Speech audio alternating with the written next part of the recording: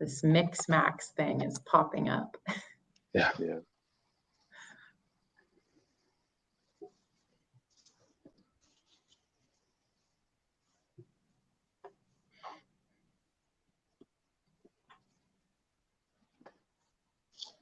All righty, welcome everybody. Give a couple minutes for everyone to come in, but I did want to welcome everyone to kind of a cool session. We have some great go-to-market and sales development leaders in the room, but ultimately we're talking about everything from recruitment all the way through being a VP, VP of Biz Dev, VP of Sales Dev, VP of Enablement, or Growth and Enablement as Nellie is, but two fantastic people. Nellie, I've had a chance to work with you for the last 9 or so months. Nellie Aube from Nitro Software as the VP of Growth and Enablement. And then Jeff Ha, new to us here at Tenbound, but his company is not new to us. Rev has been a longtime sponsor, and I am incredibly thankful to have you both here. So thank you for joining us today. We'll talk about promotions and recruiting and a bunch of cool stuff. So good topic. Thanks. Right. Yeah. Excited to be here. Awesome. Well, thank you guys. So as we all know, sales development has always kind of been this entry-level sales position, right? And we've seen over the last several years, really, this move into kind of an entry-level company position as kind of some of the stats of typically around 70-75% historically have gone into some sort of IC role thereafter, right? Account executive, something like that, sales manager, something like that, right?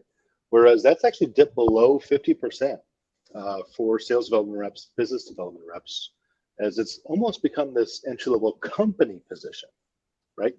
So curious to discuss and kind of flesh out how we go about changing our processes on the recruitment side, on the promotional path side, right? What skills do we need to start to develop? Is it, singularly sales development, and how are we changing things? So Jeff, I want to kind of kick it off with you. Obviously, there's so many strategies and tactics to retain talent. Yeah. But ultimately, in your experience, as you've held many different go-to-market positions, go-to-market officer now at Rev, with the environment we're in today, what have you seen work best in regards to recruiting and retaining top sales development talent, whether they move into an IC roles in the AE or any other role within the company? Yeah, that's a meaty question, Pete. And so I'll start with I think a non-controversial statement, which is, no SDR wants to be an SDR for life, right? And I think if we can embrace that, I know sometimes it's hard, right? Because when I managed my SDR team, it was painful for me to see my best SDRs graduate and move on to better roles within the organization, because you're losing now this ability to fill your pipeline in a predictable way. So, but I think when we start to realize, look, the folks that we want to recruit, we do want them to be the future of our company. And when we embrace that, then I think recruiting got a lot better, right? And the things that we were able to do was, for example, put together that, what's that destination look like for your SDR? How long does that destination take, right? What are the milestones that they need to achieve? And what's the timeline to reach each of those particular milestones, right? So once we're able to kind of articulate that, Pete, then we're able to share, and also the activity levels, obviously, right? Because that's a big important thing, right? Because one of the mistakes is like, oh, it's going to be hard work. Well, what does that really mean, right? Hard work means a lot of different things to different people, depending on their kind of experience and background and such. So, but once we're able to wrap all that up, Pete, and now be able to review and share that as part of the interview process, as part of the recruiting process, things got a lot better for us, right? Because people knew coming in, how long does this job take? What activity levels are required of me?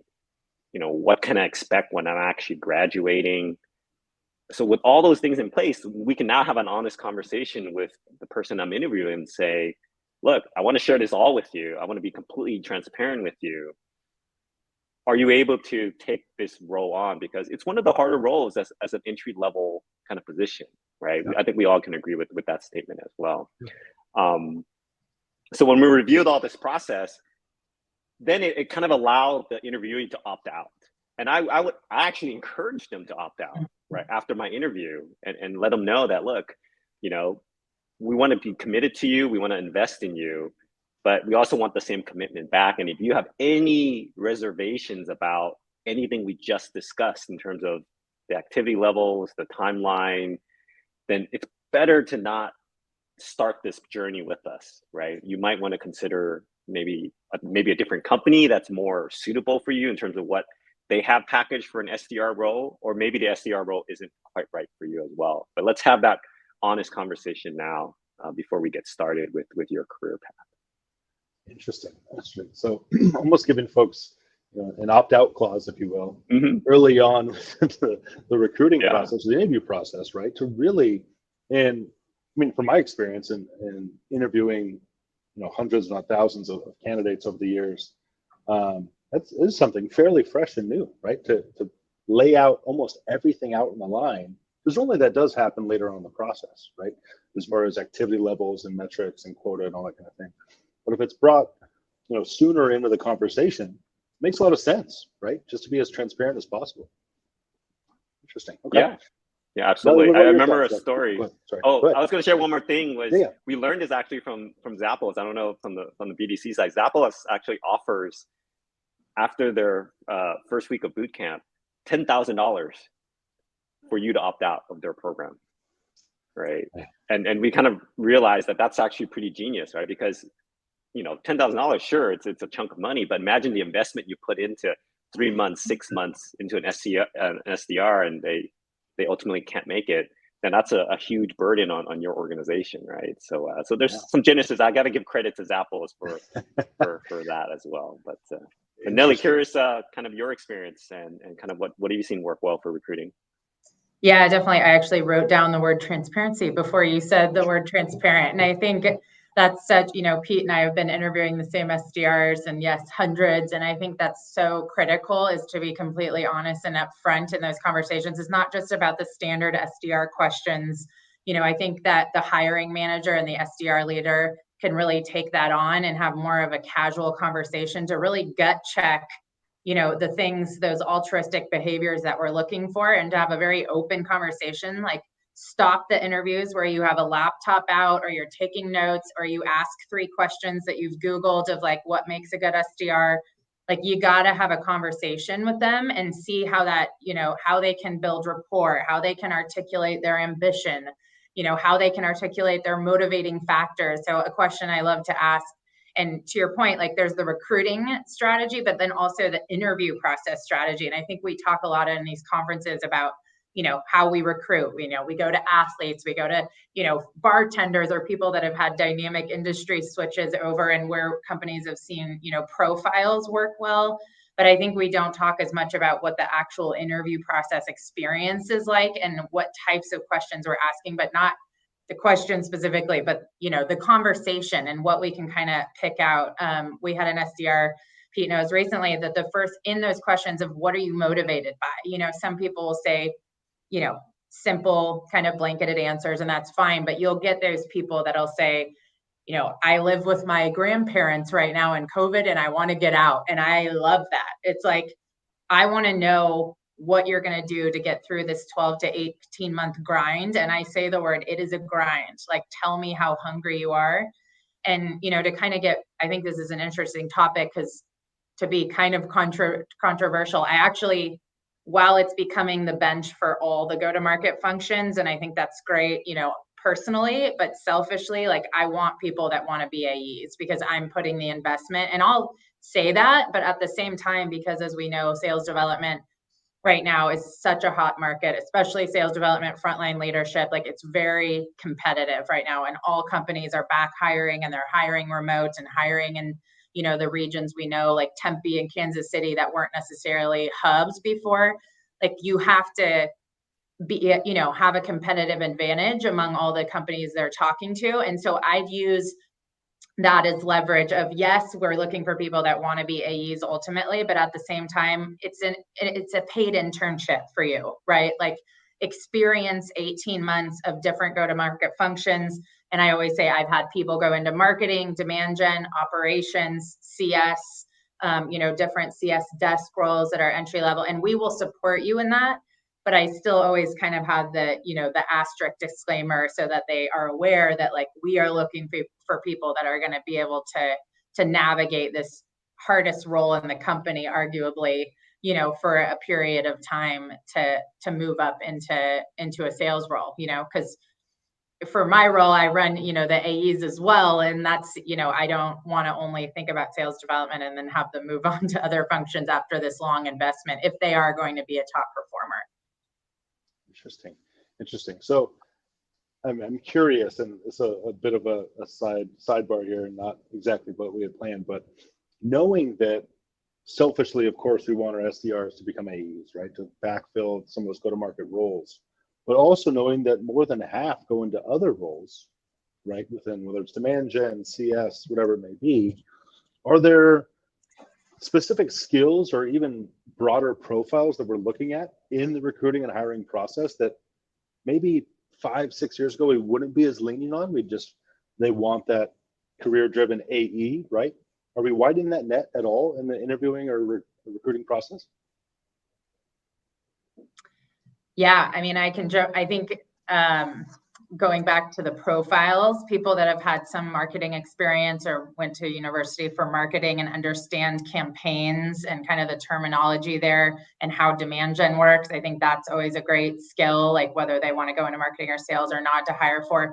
People obviously that have tech stack exposure and have been able to manage, or, you know, that have leveraged Salesforce before, of course, ramp times can be quicker, but people that have kind of those operational skill sets from the beginning. And I'll usually ask, like, tell me about your experience with technology, like what's your appetite for it, what's your technical aptitude, and kind of gauge, you know, their willingness to learn. Like, were they the friend that helped everyone with their laptops? Like, we know that that's not necessarily a skill you need, obviously, because I think my IT team, I'm their number one fan.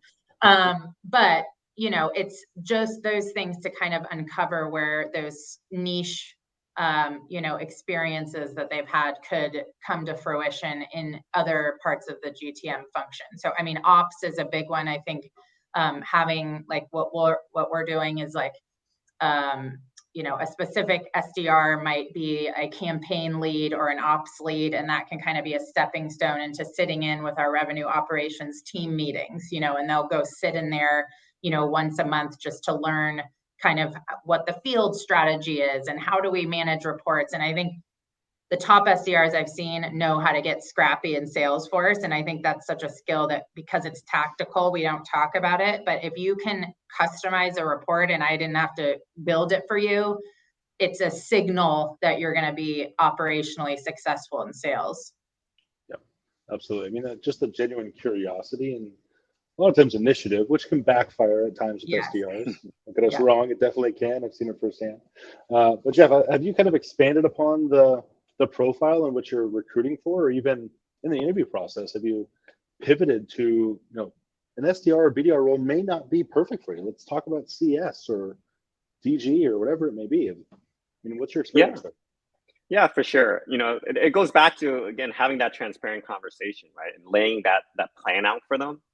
Yep. And I mean, you'd be surprised, you know, when you just let them speak, how much you can learn about, you know, what excites them about this plan, right? They might push back on, oh, I think I can go faster than what the current timeline is. Oh, really? Okay. I like that, right? Tell me how you're going to do that, right? And see kind of what ideas that they have to do it. And then you can start to kind of put into different piles, you know, who you think are your top performers in this function versus, you know, to your point, depending on how they comment upon the plan, you might see that, well, maybe they're more suited for a CS role, or maybe they're more suited for maybe an early operations role. And then it goes back to what Nellie said, okay, like, help me understand your background and how you can support maybe transitioning to a different role, right? Like I look at, you know, my daughter's entering high school and she's had so much more programs available to her than I used to, right? When I was in high school. And same thing with college, I have to imagine, like, there's just so many more ways that you can, you know, learn these niche kind of skill sets, right? Whether it's performance marketing or e-commerce or, you know, operations. So to Nellie's point, again, I totally agree with her. You know, look at those kind of interests and hobbies that they have, and that's kind of going to help you, give you a good sense of, you know, where and what direction they might be suited for. Yeah. I mean, it's interesting. I mean, there absolutely is so much more available now, right? Yeah. It's almost overwhelming at times how much is available, right? So picking and choosing which direction and which classes to spend time on, what to learn about can be difficult. So yeah, interesting. Okay, so let's say we have a group of SDRs, right? They're already hired. We got them in. They're rock and rolling. Nellie, how do we kind of prepare these candidates for life after sales development, right, if you will? Because there is life after sales development, believe it or not, whether you're in the mix of the grind or not. Hopefully it's sooner than later. But I know that you and I worked together quite a bit on this, but curious, what have you seen be incredibly effective? Yeah, and I won't steal all the credit. So we've built a career matrix that's pretty formalized. It's been socialized among the teams. The frontline leaders are bought in. Pete worked with it as kind of a third party, as a contract with our to kind of validate some of the stepping stones. And I think, Jeff, you called out milestones. And I think just using that word versus timing, it makes all the difference. Like, do not put time on these career matrices, because you're just going to shoot yourself in the foot, as we know. And I think they want to move in 2 weeks now instead of 3 months, or it just keeps getting shorter and shorter. But creating a career matrix, and SalesLoft actually was the first one that I saw years ago, and kind of an infographic. But I think there's one you can do externally for recruiting purposes to actually attract reps that understand that there's a career matrix available and that we invest in career development. And then there's the internal one of a career matrix and building out micro promotions. And it sounds simple, but there's a lot of buy-in from finance and your people or HR teams as well, because it's operationally a headache to have micro promotions, and that's some challenges we've run into. But as long as they're bought in early on, instead of you kind of reactively saying, hey, in 3 months, we're going to give this SDR, a 5K salary bump or whatever it is. Initially, it doesn't have to be that. What we'll do is accessibility or exposure, or, it can be lunch with your CRO, or, different experiences that they're then eligible to pursue that help in career development. So it's attending conferences, traveling, that's obviously starting to open up. And I'm seeing a question, yes, links to resources. We work a lot with IT resellers, as do a lot of software companies. They're salespeople. They typically do fun events, and then it helps them build their relationship and rapport building skills. So we'll allow them to go attend kind of lunch and learns, going to customer meetings with their account executive. Most SDR teams never get to do that. So once they've hit, that 6 to 9 months of eligibility, allowing them to have exposure to those experiences, that's going to be a win-win. Are ways to kind of get around if the people team's pushing back on micro promotions or micro raises, or if you have more structure there.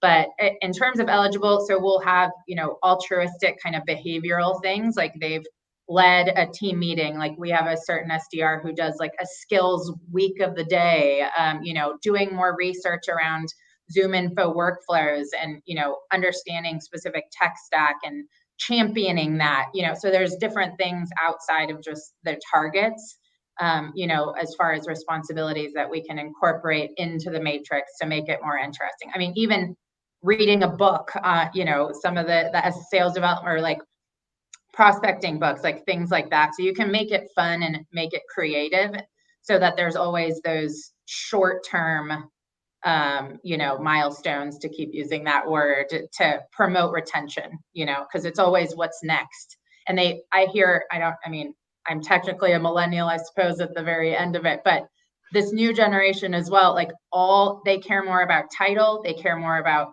career growth than money. Wild. I know. I'm like, you care, but let's feed into that, because a title's free. So let's make sure that we're, constantly feeding them with what's next, but still keeping them in the SDR role as long as we can.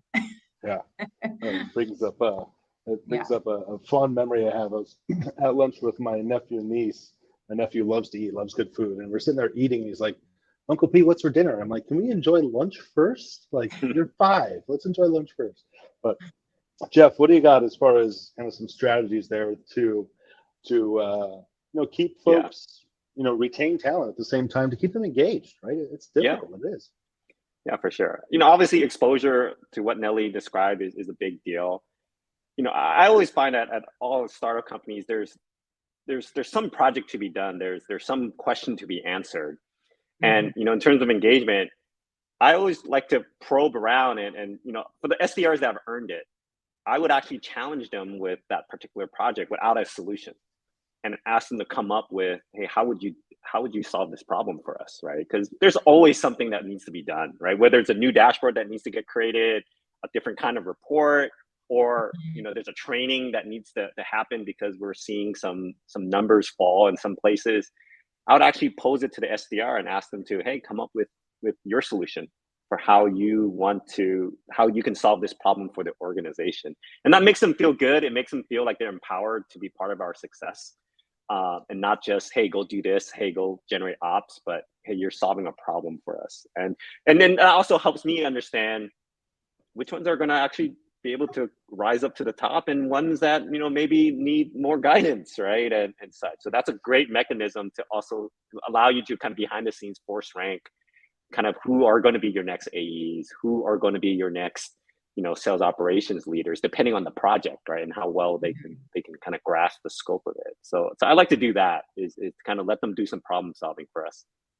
Yeah, no, absolutely. I really like the socialization kind of things, exposing them to more of the company realistically, right?